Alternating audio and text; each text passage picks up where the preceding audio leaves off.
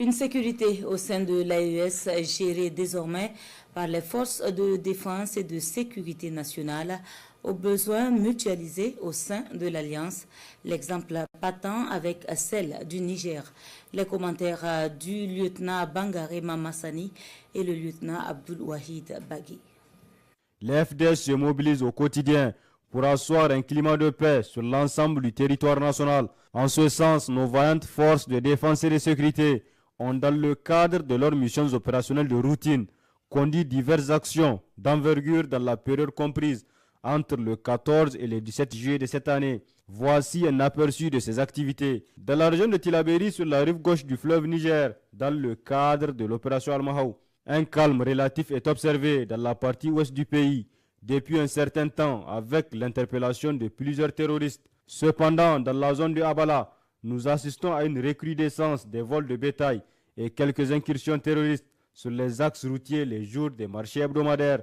Le 16 juillet dernier, un élément du poste militaire de reconnaissance de Inates, en patrouille dans la zone, s'est accroché à une dizaine de terroristes à proximité d'un campement. Ce contact s'est conclu par la neutralisation d'un terroriste et la saisie de 2 armes. Aucun dégât n'est à signaler dans nos rangs. Malheureusement, le reste des terroristes a pu s'exfiltrer.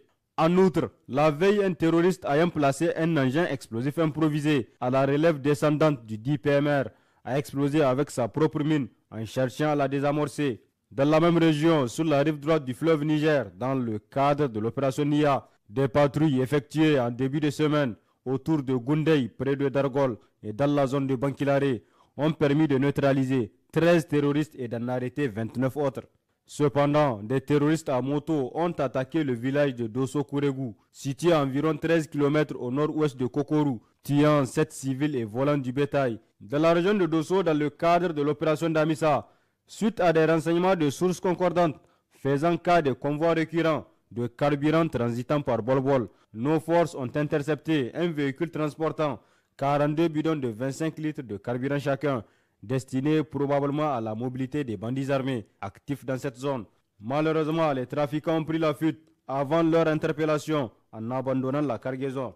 Dans la région de Tawa, dans le cadre de l'opération Chara, une reconnaissance offensive autour de Tassara a conduit à l'arrestation d'un malfrat à bord d'un véhicule avec la saisie d'une AK-47, de 2 chargeurs garnis et de divers autres effets.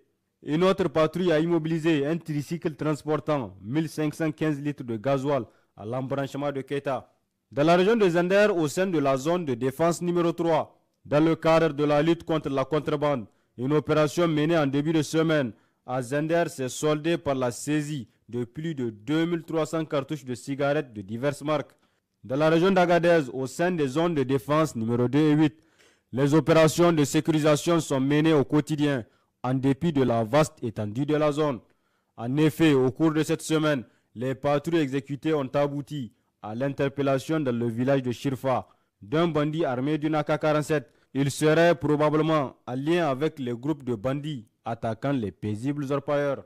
Lors d'une patrouille opérée cette fois-ci dans le secteur de Asamaka, 4 individus de nationalité étrangère ont été capturés à bord de 2 véhicules Hilux transportant des explosifs et des détonateurs.